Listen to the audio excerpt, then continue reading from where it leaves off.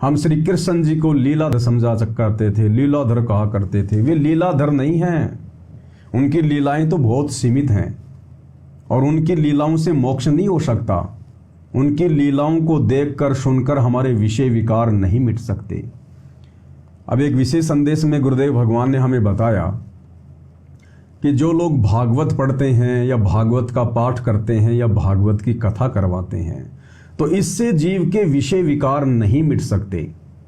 अब भागवत में क्या कथा सुनाई जाएगी?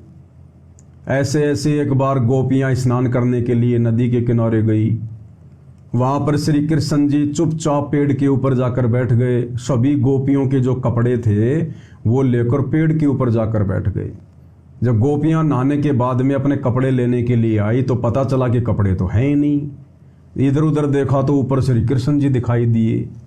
अब वो बेचारी कह रही हैं कि हमारे कपड़े दे दो, हमारे वस्त्र दे दो, हम निवस्त्र हैं, हमें शर्म आती है। तो श्री कृष्ण जी कहते कि नहीं नहीं नहीं, इस नदी से तुम निर्वस्त्र होकर नंगी होकर बाहर आओ, फिर मैं तुम्हें कपड़े दूंगा। बहुत मिन्नत करने के बाद फिर बेचारी अपने गुप्तांगों पे हाथ वगैरह रखकर, अपने स्तन पे हाथ रखकर फिर शर्म के मारे शर्माती हुई बाहर आई और तब श्री कृष्ण जी ने उनको कपड़े दिए। अब बताओ भाई और बहनों, ये भागवत है या फिर ये कोई पोर्न वीडियो है? ये भागवत है या कोई काम वासना का ये कोई ग्रंथ है? अब इस प्रकार की कथा यदि कोई सुनेगा तो विषय विकार दूर होंगे या विषय विकार और ज्यादा उत्पन्न होंगे? क्योंकि आदमी जब किसी के मुख से कोई कथा सुनता है तो उसके मन में एक चलचित्र चलता है कि जैसे श्री कृष्ण जी पेड़ पर बैठ गए तो पेड़ भी आएगा, श्री कृष्ण जी भी दिखाई देंगे सूक्ष्म रूप में, और फिर गोपियां निर्वस्त्र अपने स्तनों के ऊपर हाथ रखकर बाहर आती हुए भी हमें मनी मन में दिखाई देती हैं। तो जब इस प्रकार के चलचित्र हमारे दिमाग में चलेंगे, जब ऐसी कथाएं हम पढ़ेंगे तो हमारे विकार कैसे समाप्त होंगे? और ज्यादा विकार बढ़ेंगे। इसलिए भाई और बहनों, असल कथा यदि संसार में कोई है तो केवल तत्व ज्ञान है। सतगुरु आकर हमें असल कथा सुनाते हैं और सतगुरु के मुख से सुनी हुई कथाएं फिर हमारे विषय विकारों का दमन करती हैं, मर्दन करती हैं, उनको समाप्त करती हैं। और दुनिया की कोई भी कथा, चाहे महाभारत की कथा हो, अब महाभारत की कथा, अब गुरुदेव भगवान ने आकर हमें सद्बुद्धि दी, हमारी बुद्धि खोली, तब हमें पता चल पा रहा है। अन्यथा शुरू में जब ये महाभारत सीरियल टीवी पर आता था तो सारे काम छोड़ छाड़ कर उसको देखने के लिए बैठ जाते थे और मिलता कुछ नहीं था। अब गुरुदेव भगवान ने बताया कि ये महाभारत ये कोई कथा है क्या? ये कोई सुनने के लायक है क्या? इसको तो ना सुनो तो अच्छा। क्या शिक्षा मिलेगी हमें? कुछ नहीं, कोई शिक्षा नहीं मिलेगी हमें इससे। दो भाइयों का आपस में बंटवारा और किस प्रकार से उन्होंने मरना ठान लिया, पूरा कुनबा नष्ट हो गया। युधिष्ठिर जिसको धर्मपुत्र कहते हैं, वो जुआ खेल के और अपना राज्य उसने हरा दिया। अब बताओ ये महापुरुषों के लक्षण, जुआ खेलना, ताश खेलना, शतरंज खेलना, और तो और जुए में अपनी औरत द्रौपदी को भी लगा दिया। अब बताओ कौन से एंगल से हम इसको एक अच्छे सदग्रंथ की मतलब संज्ञा जो है वो दे सकते हैं? क्या पढ़ेंगे हम इससे? क्या शिक्षा लेंगे? अपनी औरत को जुए पे लगाना, भाई बंटवारे के लिए लड़ाई झगड़ा करना, जुआ खेलना। गुरुदेव कहते हैं इन महापुरुषों को, जिनको दुनिया अनजाने में महापुरुष की संज्ञा दे बैठी, भीष्म पितामह, कर्ण, द्रोणाचार्य, परमात्मा कहते हैं इनकी तो शक्ल भी ध्यान नहीं आनी चाहिए, इनका तो नाम लेना भी अशुभ है। हम भीष्म पितामह, गंगा पुत्र भीष्म पितामह, कैसे उसके गीत गाए जाते हैं। तो परमात्मा कहते हैं उनके जैसा कुचरित्र, उनके जैसा घटिया चरित्र आपको संसार में देखने को नहीं मिलेगा। जब कौरव पांडव आपस में जुआ खेल रहे थे और जब युधिष्ठिर जुए में द्रौपदी को हार गया और दुशासन अपनी भाभी को, जो कि मां समान समझी जाती है, उसको पकड़ के, बाल पकड़ के उसके नीचे लेके आया भरी सभा में नंगा करने के लिए। और दुर्योधन कह रहा कि दुशासन हम तो अंधे की औलाद में दिखाई थोड़ी देता है, कर इसको नंगी, इसको काई की शर्म, हम तो अंधे हैं, हमें कुछ दिखाई थोड़ी देगा। और वो दुशासन नंगे करने लग गया अपनी भाभी को। और उस सभा में कौन बैठा है? भीष्म पितामह, यानी उनका दादा। अब बताओ, वो महापुरुष था। उसका सबसे पहले तो यह कर्तव्य बनता था दुर्योधन को समझाने का, डांटने का, फटकारने का कि नालायक ये तू क्या कर रहा है, घर की इज्जत को खुद उछाल रहा है, क्या इतिहास बनेगा ये, दुनिया तेरे मुंह पे थूकेगी आने वाले समय में। अगर वो नहीं मानता तो फिर सभा छोड़ के वहां से निकल जाना चाहिए था, दुष्टों की सभा में फिर नहीं बैठना चाहिए था, लेकिन वो वहीं बैठा रहा। अब गुरुदेव भगवान ने, इस अंतर्यामी परमात्मा ने सच्चाई बताई कि वो भीष्म पितामह, गंगा पुत्र, वो उस द्रौपदी को नंगा देखना चाहता था, नंगा, निर्वस्त्र। उसके मन में पाप था, दोष था। तो ये है वो महापुरुष जिनकी हम कथाएं सुना करते थे, टीवी पर सीरियल देखा करते थे। इनका असली चरित्र अब गुरुदेव भगवान ने हमें तत्व ज्ञान से समझाया। तो भाइयों और बहनों, शिक्षा भी इन कथाओं से गुरु की शरण में आने के बाद केवल भगत ही ग्रहण कर सकते हैं। अब हम भगतों ने शिक्षा लेनी चाहिए इससे कि एक भगत का लक्षण होता है, अगर वो कहीं किसी पंचायत में जाकर बैठे, किसी सभा में अगर जाकर बैठे, तो भगत ने केवल सत्य का साथ देना चाहिए। अगर कोई गलत निर्णय कर रहा है, कोई गलत बात कर रहा है, तो भगत ने उसको स्वीकार नहीं करना चाहिए, उसको टोकना चाहिए। और यदि उस भगत की बात वहां पर नहीं सुनी जाती है तो भगत ने वहां पर फिर ज्यादा देर बैठना नहीं चाहिए, तुरंत अपनी बात कहकर सभा को त्याग कर चले जाना चाहिए। पहली बात तो भाइयों और बहनों, हम वर्तमान कलयुग की बिचली पीढ़ी में जी रहे हैं, हमें सतगुरु की शरण मिल गई है। पहली बात तो हम भगतों ने इस प्रकार के लफड़ों में पड़ना ही नहीं है। गांव में कोई लड़ रहा है, कोई झगड़ रहा है, कोई मुकदमा कर रहा है, कोई पंचायत कर रहा है, भाई वो जाने और उसका काम जाने। हमने अपनी भक्ति करनी है, अपनी मर्यादाओं का ध्यान रखना है। अब हमने पहले की तरह फालतू में ठेकेदार नहीं बनना, पंचायती नहीं बनना, हमने जज नहीं बनना। अब हमें परमेश्वर ने समझा दिया कि बेटा सब अपने कर्मों का भोग भोगते हैं।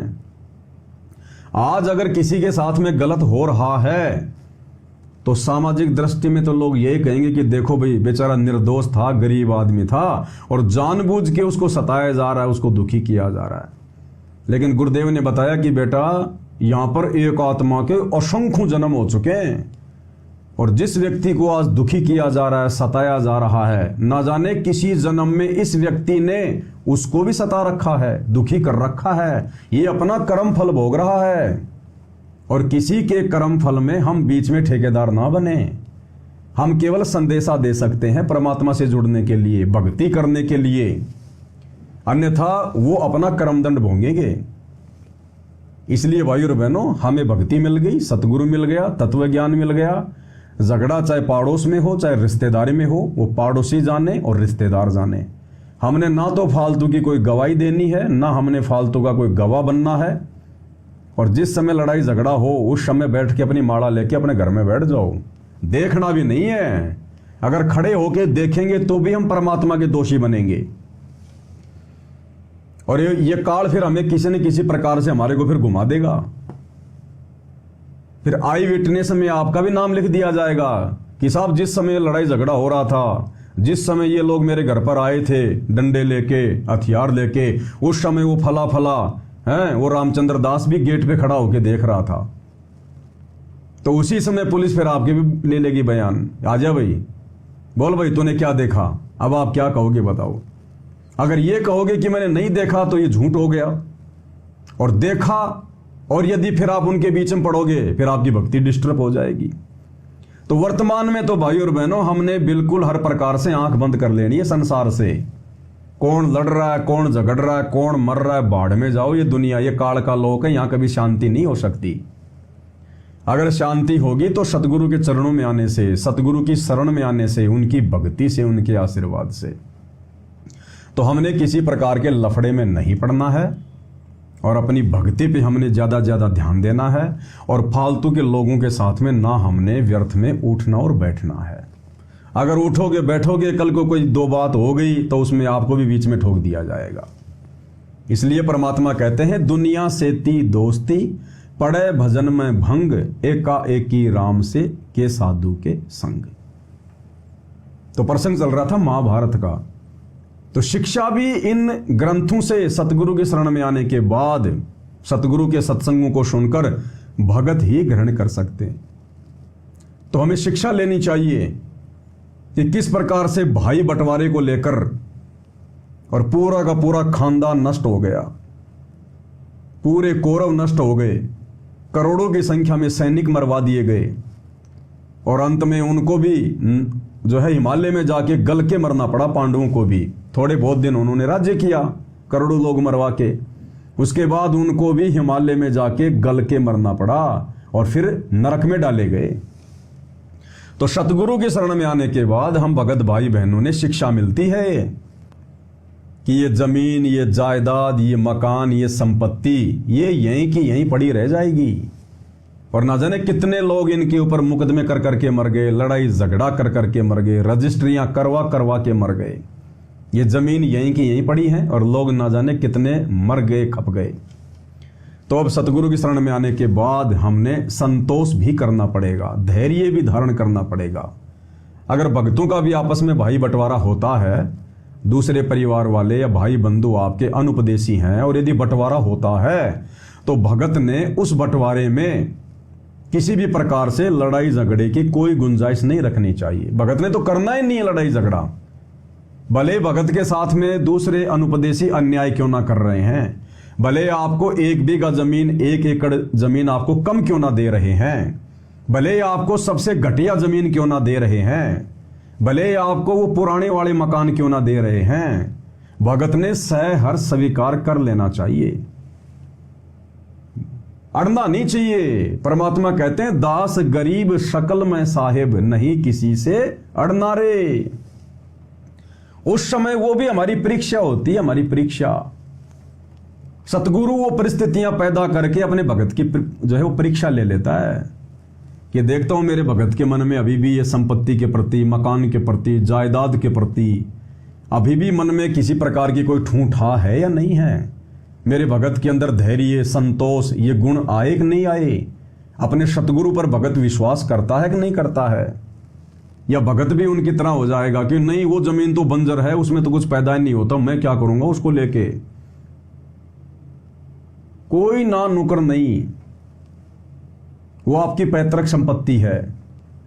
सोचिए आप पैदा हुए और आप किसी भिखारी के घर में पैदा होते तो आपको तो वो जमीन भी ना मिलती जो बंजर आपको मिल रही है।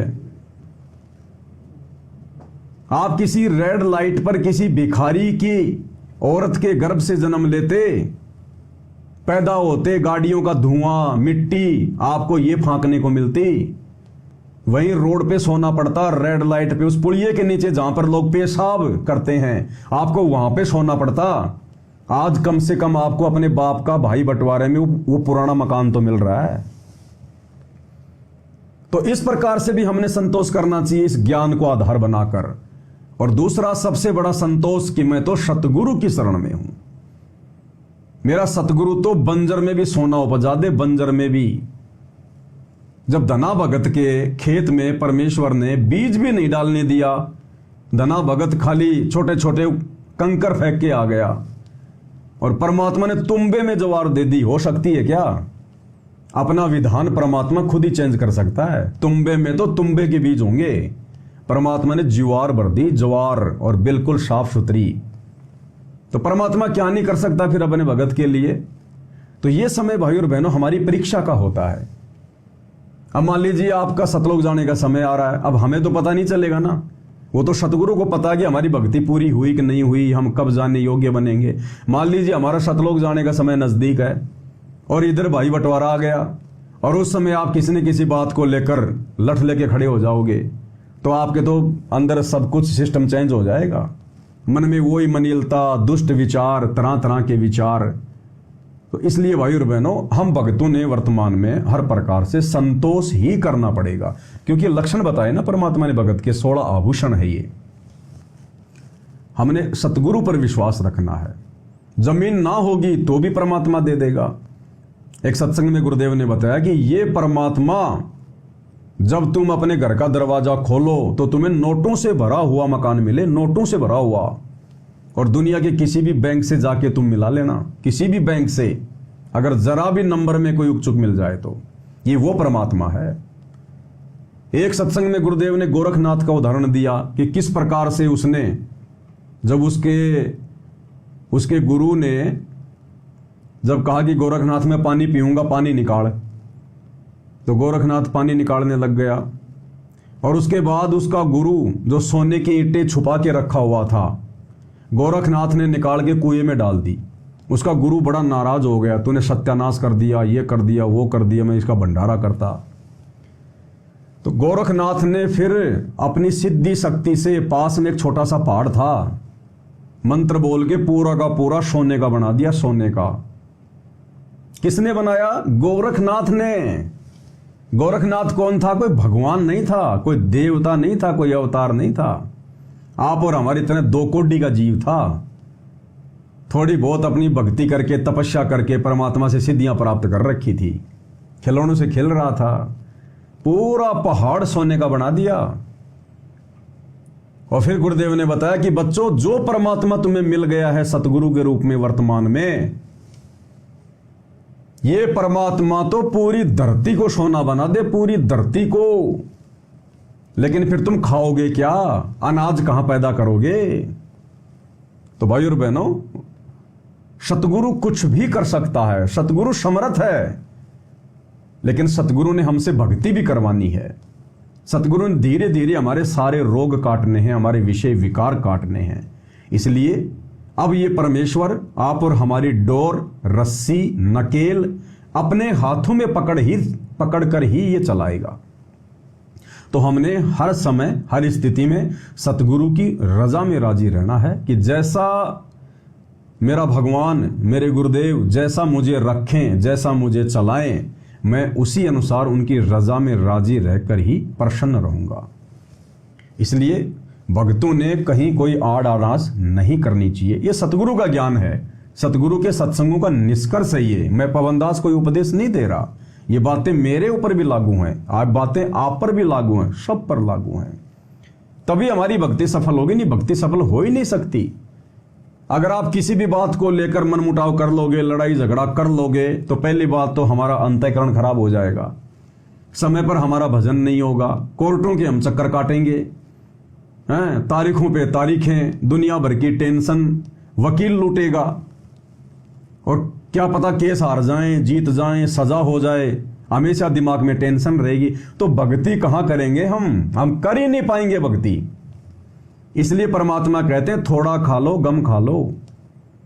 कबीरा आप ठगाइए और न ठगिए कोई, आप ठगाए सुख होत हैं और ठगे दुख होए। इसलिए भगत को यदि कोई ठग रहा है, भगत को यदि कोई मूर्ख समझ रहा है, पागल समझ रहा है, तो समझने दो।